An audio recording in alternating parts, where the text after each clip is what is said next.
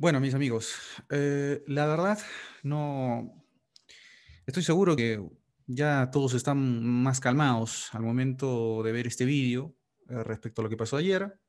Y no hay muchas, comprenderán ustedes, no hay muchas ganas de conversar mucho a nivel futbolístico del partido de ayer.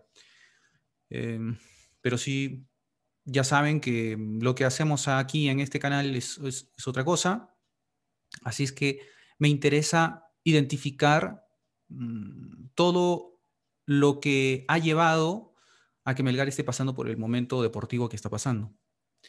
El 2020 no ha sido un buen año para nadie. Para el resto del mundo tampoco. Eh, pero si vamos a ceñirnos a este 2020 en lo que respecta a Melgar, pues tenemos que recordar y empezar eh, a recordar que esto empieza con Bustos, se anuncia la contratación de Bustos, se prescinde de ciertos defensas, de hecho Villalba y Narváez ya no, sobre todo Narváez, ¿no? Ya no es considerado en el equipo. Eh, y uno pensaba que podían traer a algunos jugadores a reemplazarlos. Esa a la defensa. Sin embargo, solamente se trajo a Pellerano, un jugador que venía además de una lesión y eh, que si bien es cierto, era o parecía, tenía carteles interesantes, pues sencillamente lo que ha sucedido en todo este año es que ha sido muy intermitente. Eh, Se reforzó la defensa, se repatriaron algunos como Auber, fundamentalmente. Y Joel empezó muy bien el año, muy bien el año.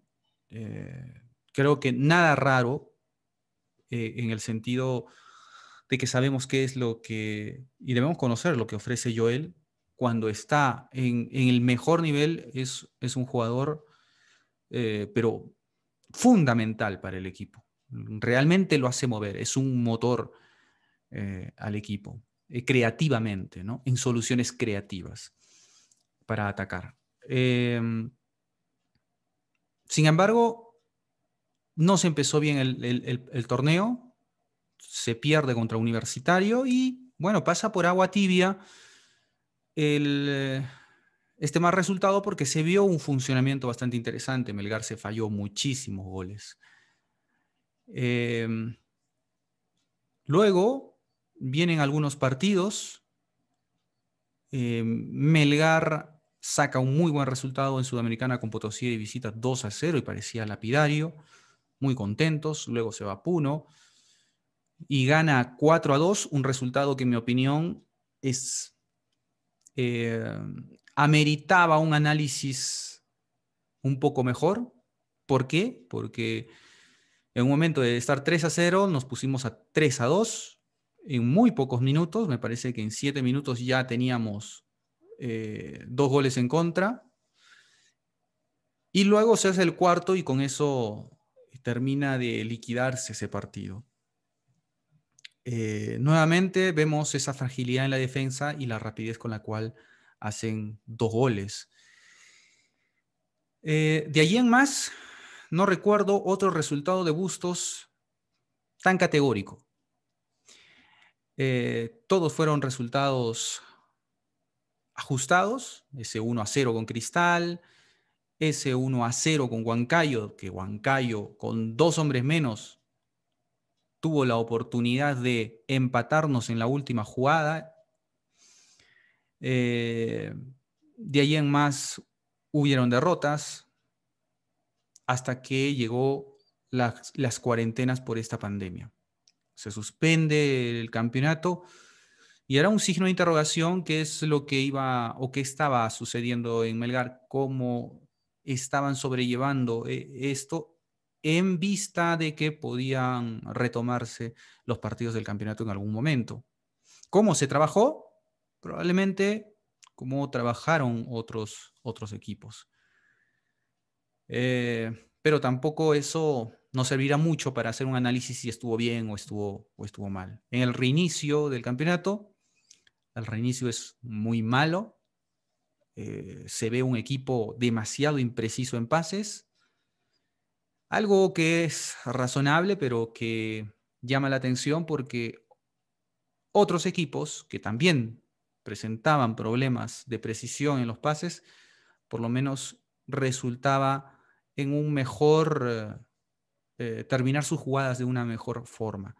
Se nota que en Bustos no hay una variante de remates fuera del área o a larga distancia. Eh, y notamos mucho que Otoniel sale y se queda huérfana en la posición de 9.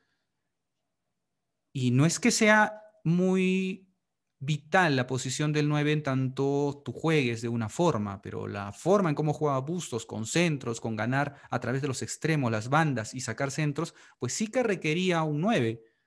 Sin embargo, ese 9 casi era quien lanzaban los centros. Es decir, ese 9 terminaba más jugando como extremo o delantero por fuera, un 11 si lo quieren, y no había nadie ocupando su lugar. Esta forma de jugar era desesperante y frustrante. ¿Dónde está nuestro 9? Retrocedía demasiado y no había ese 9 de referencia. Se preguntó muchas veces respecto a esto en conferencias de prensa a Bustos, y Bustos decía que la posición de Otoniel, que él venía no jugando de 9, sino de 11 de su equipo, aquí se le había pedido que juegue de 9. Sin embargo, Otoniel casi siempre salía. Y cuando estaba dentro del área, pues sí que nos ayudaba porque tenía gol. Tiene gol, pero no nos ayudaba mucho que el jugador con la posición de 9 teniendo gol esté fuera del área. Esto ha sido reiterativo muchas veces. Luego parece resurgir Melgar con un triunfo frente a Cantolao 2-0. Y luego se termina bajando. Quizás este triunfo frente a Cantolao 2-0 es el último triunfo categórico de los pocos que yo logro identificar de la era Bustos.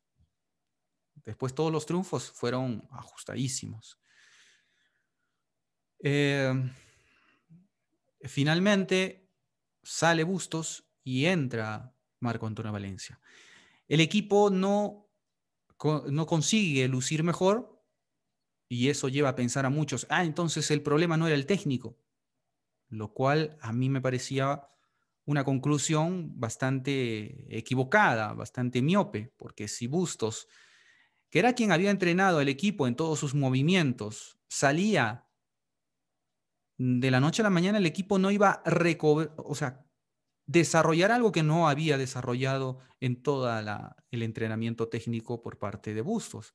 Entonces no iba a adquirir movimientos que nunca los habían trabajado. Por tanto, era muy probable que el equipo, más que quizás un cambio de actitud, nada más pueda mejorar en lo futbolístico. Luego sí que se vio en Marco Antonio Valencia algo muy interesante. El equipo empieza a jugar con 1 o 2 toques y se empieza a ver remates de larga distancia, que es una variante importante. Ya no solamente se buscan por extremos, sino también filtrar por el centro algún pase. Se asocian muchos triángulos, se arman en los extremos, lo que permiten tocar y hacer paredes.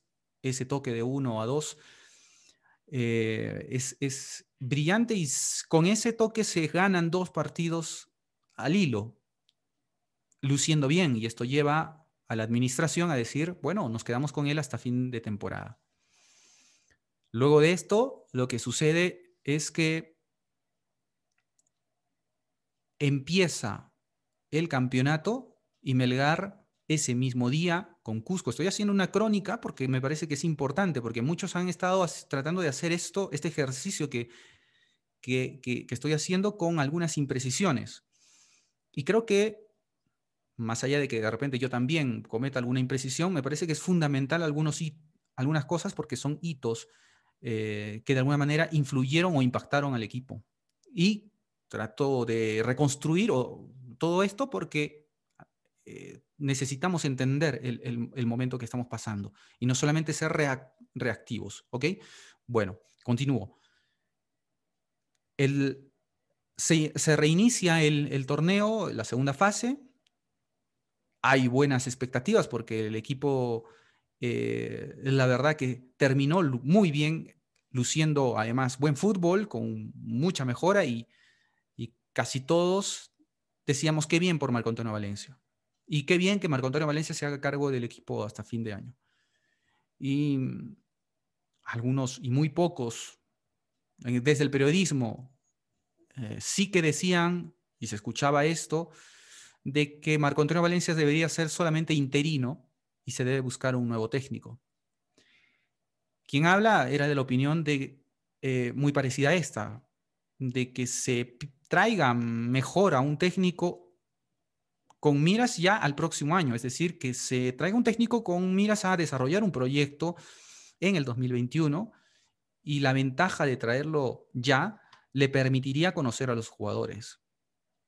Más allá de lo que podíamos de pronto pensar, los entusiastas por Marco Antonio Valencia, que creo que fuimos todos en realidad, pero algunos pensábamos que todavía no tenía sentido de que él asuma la dirección hasta fin de año, porque él tiene un proyecto en el que debería centrarse y que de alguna manera se exponía Marco Antonio Valencia a lo que venía, que es Copa Sudamericana y segunda fase, que si no le salían las cosas, pues todos lo iban a crucificar, cuestión que está sucediendo. Al final, Marco Antonio Valencia ha asumido esto.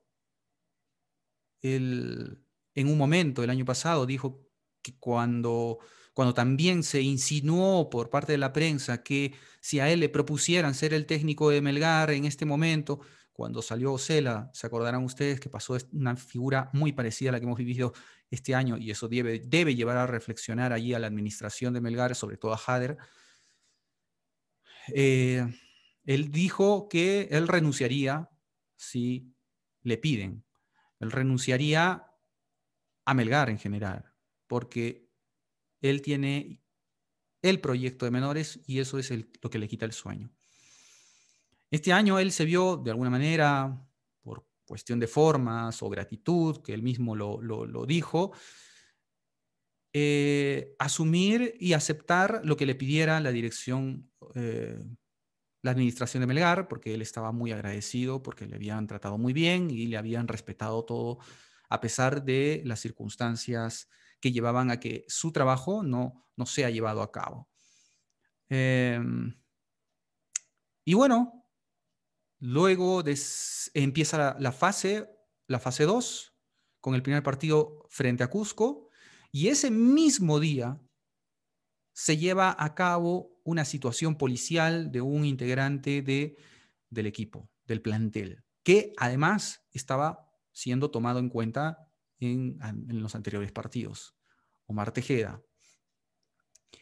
Y aunque muchos han hablado de que no sabían qué había pasado y se enteraron después del partido, yo creo que esto fue de conocimiento desde antes, porque eh, él es detenido por la mañana, en realidad. Y esto es evidente que lo sabían los más allegados. No falta quien diga el compañero o tal, u Omar ha sido así, le ha pasado esto o le ha pasado aquello, y todo el grupo empiece a saber parcialmente los acontecimientos y solamente eh, enterarse fundamentalmente de la detención, no de los detalles que llevaron a esa detención. Algunos sí, y todo será muy confuso. Pero estoy seguro que dentro de la interna del plantel ya sabían de este tema, de este problema. Es imposible que no. Todos tienen los teléfonos de muchos de sus compañeros, incluso de otros equipos. Así que esto que se haya conocido después del partido, yo lo dudo mucho. Y algo que había resultado pasar desapercibido respecto a a este tema, a esta circunstancia de la acusación por violación, algo que había pasado desapercibido porque evidentemente una acusación por violación de uno de los integrantes del plantel tiene que ser motivo de ser el centro de todo el acontecimiento. Pero hay uno que propició todas estas especulaciones y todas estas acusaciones iniciales que ha pasado desapercibido, que es qué hacía Omar Tejeda el mismo día del partido en una reunión donde presuntamente, supuestamente, según las informaciones que han corrido a través de los medios de comunicación y según de algunos eh, presuntos testigos, había música fuerte, algo de alcohol.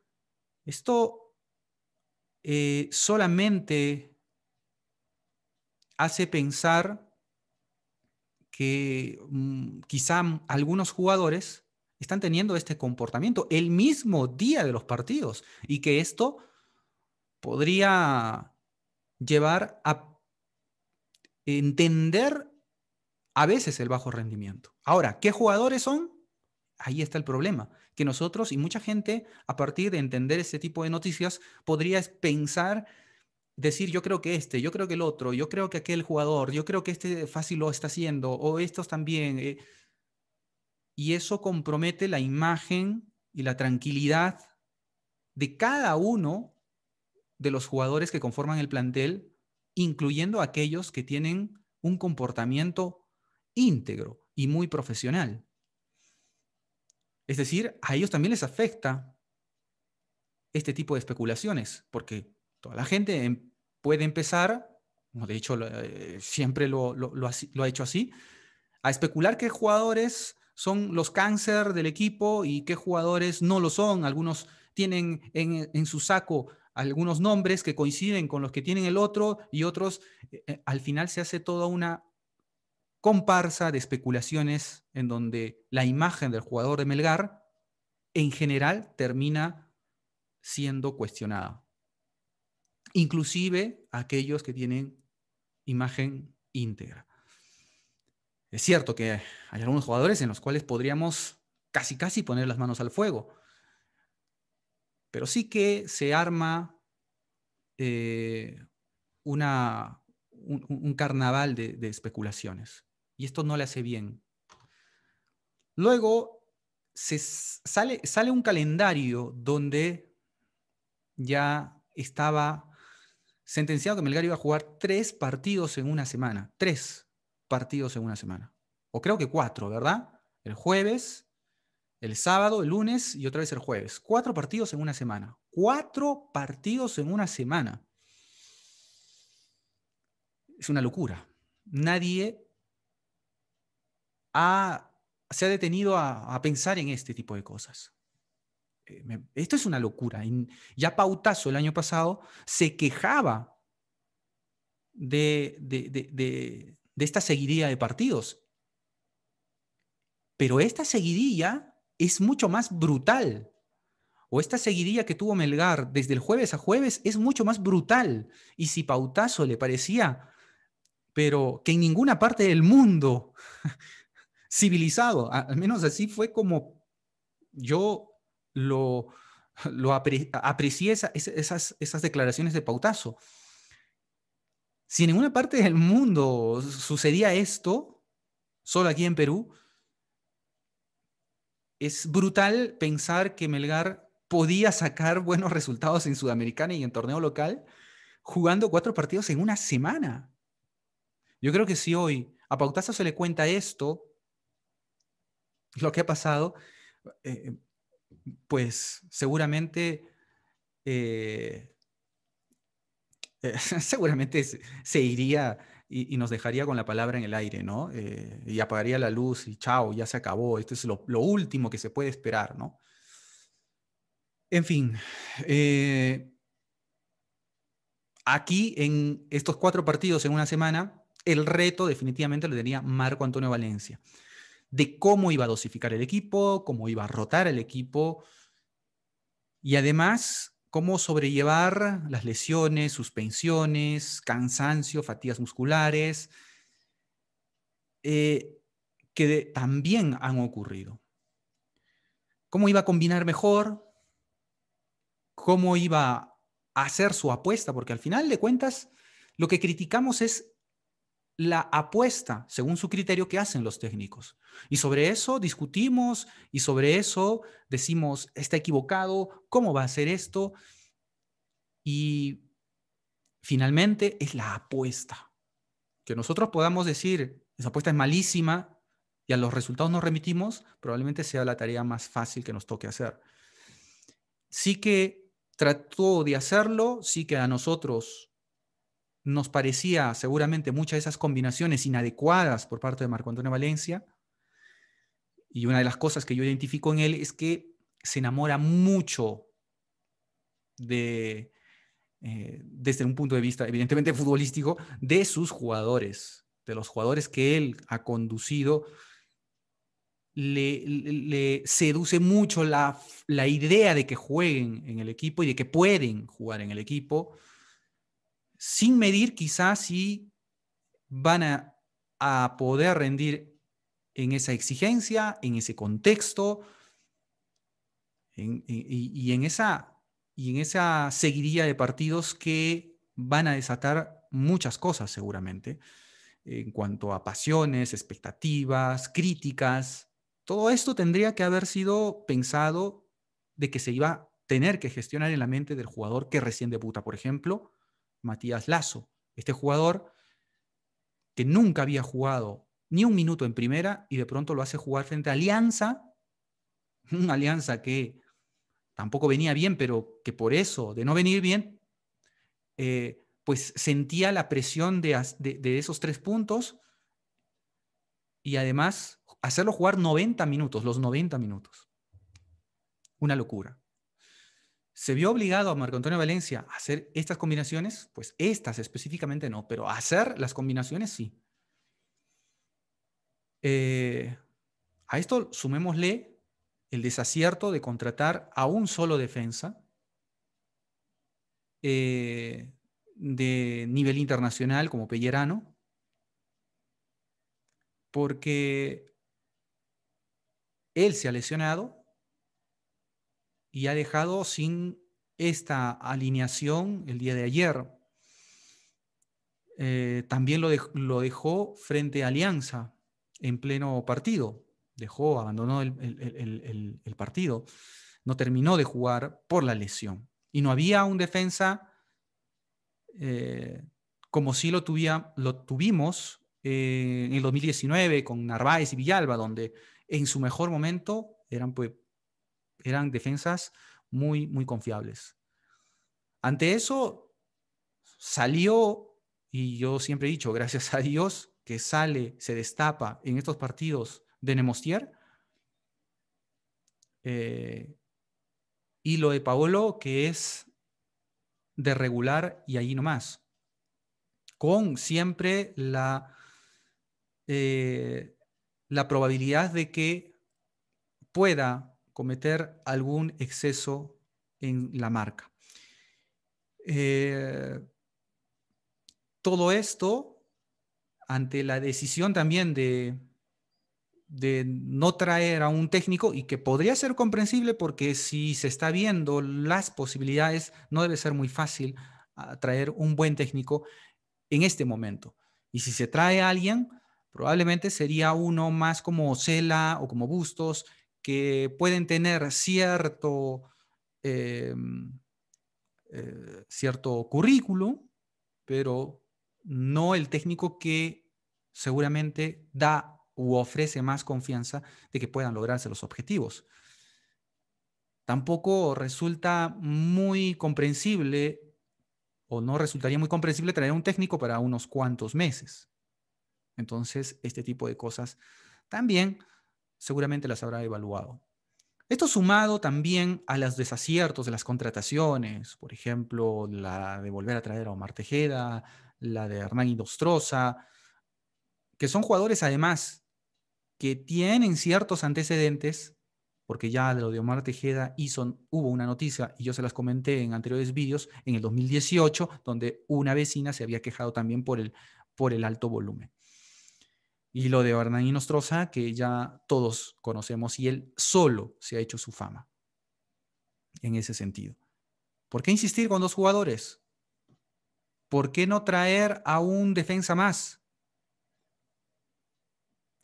Estos son tipos de decisiones, este es el tipo de decisiones que, combinado con la adversidad de la seguidilla de partidos, 4 en una semana, combinado con las lesiones de los jugadores que se traen como refuerzo, en el caso de Pellerano, y que se lesiona, combinado con la desorientación del jugador hacia la estabilidad del comando técnico, combinado con el desacierto de la elección del comando técnico inicial, y no sé, quizá combinado además, ahí está, combinado con los errores propios de Marco Antonio Valencia, hacen un caldo de cultivo para estos resultados. Esto es lo que he querido hacer un ejercicio de esto, de lo que ha pasado y cómo podríamos empezar a tomar cosas, tomar aspectos, tomar situaciones para encontrar una explicación de lo que ha pasado. Una explicación un poco más razonable. Porque la explicación reactiva es estos pechos fríos. La explicación reactiva es que Vivanco Betochi se vaya. La explicación reactiva es que Ávila y que Vidales y que no sé qué otros nombres más se larguen. La explicación es que la explicación reactiva es que se echaron o se vendieron. La explicación reactiva es un audio, creer en un audio que circuló allí de la voz de una aparente similitud con la de Neira, diciendo que alguna razón que justificara el 4-0 frente a Alianza. La explicación reactiva es cualquier cosa que no sea ver toda la situación en perspectiva, y este es el ejercicio que he querido hacer en este vídeo. Y respecto a esto, precisamente, es que quería poner las cosas claras en lo que está ocurriendo o lo que puede ocurrir, porque es desagradable para un hincha civilizado, escuchar o ver un vídeo con voces distorsionadas de gente enmascarada dando amenazas como si fueran un grupo de mafiosos,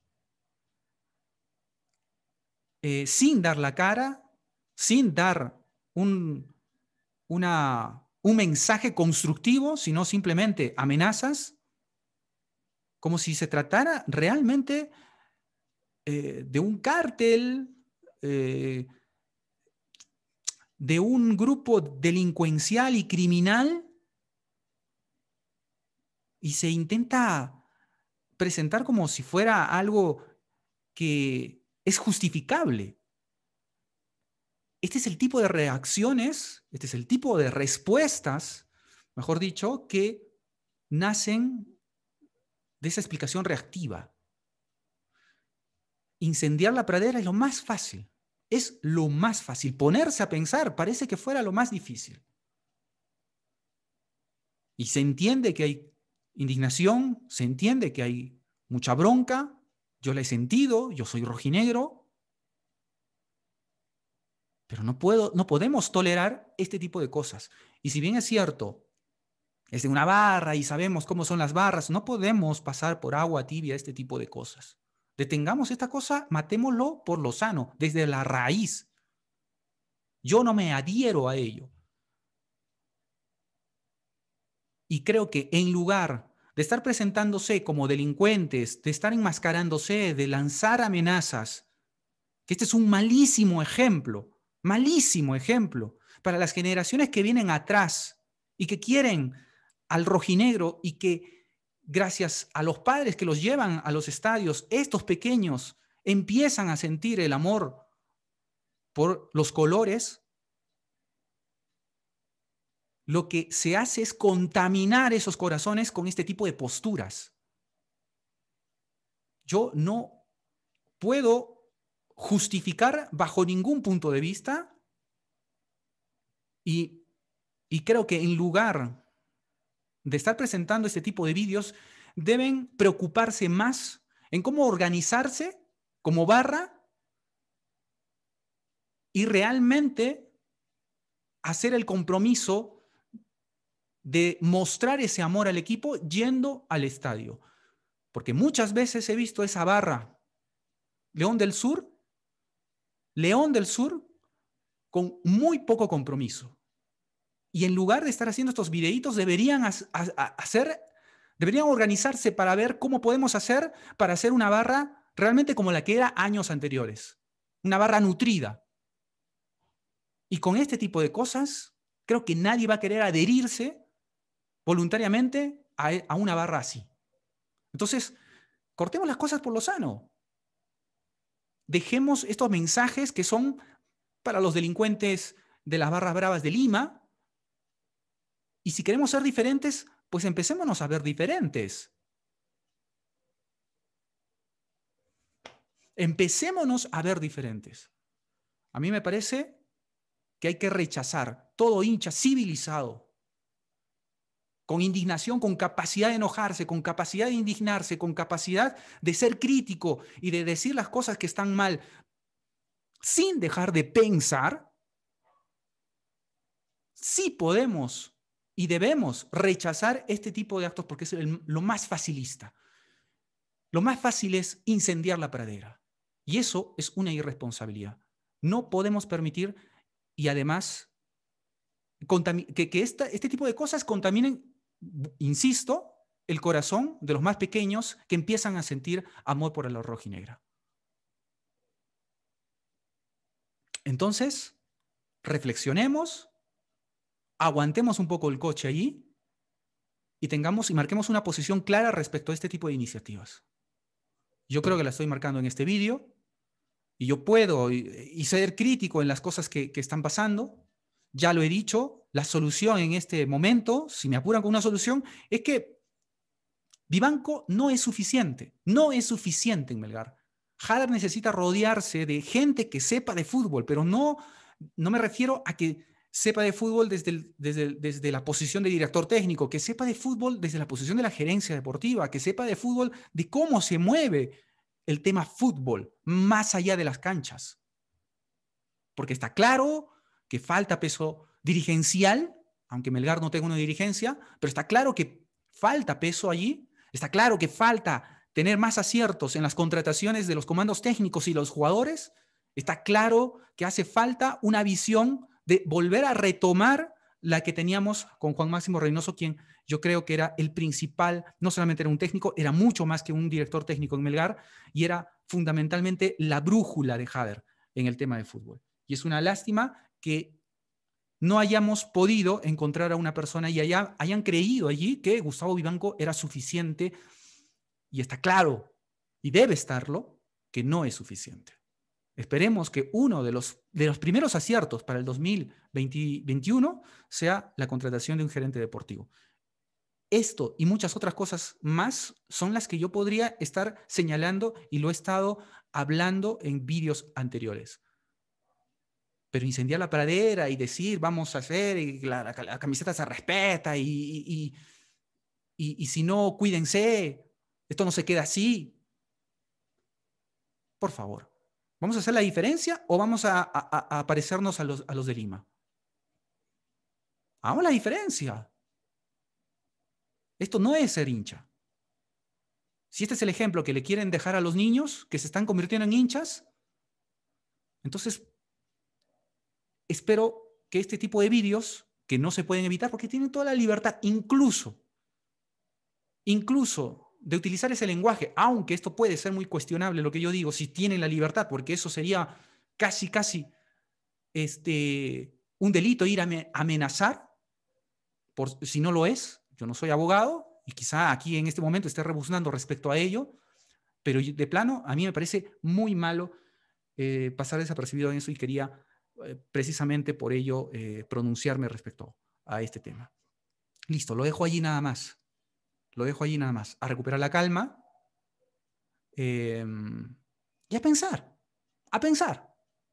Hablemos pensando que las ideas y las palabras muchas veces son muy fuertes. Es decir, podemos evidentemente ir allá a juntarnos entre todos y hacer lo que esas prácticas tan sanas que eran los banderazos. Este es el tipo de cosas que se tiene que hacer.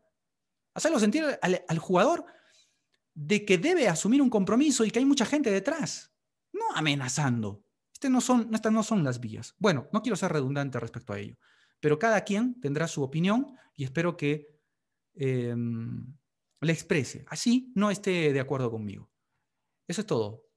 Muchas gracias por ver el vídeo y nada, nos vemos hasta el próximo nuevo vídeo que espero que sea comentando ya algo mejor. Melgar ahora debe centrarse y focalizarse en el campeonato local y a ver si podemos agarrar algo para el próximo año en torneo internacional, que siempre, siempre es una buena costumbre y esto es de construir, ¿no? No vamos a construir una gran talla internacional de la noche a la mañana.